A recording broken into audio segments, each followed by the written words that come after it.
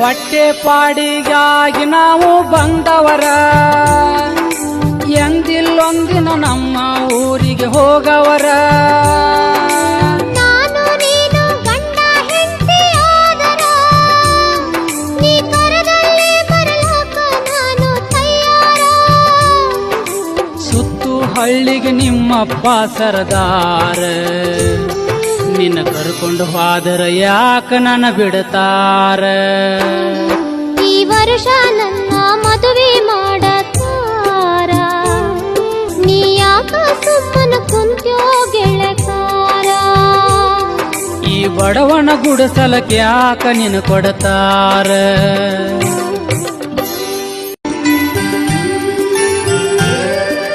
ಹೊಟ್ಟೆ ಪಾಡಿಗಾಗಿ ನಾವು ಬಂದವರ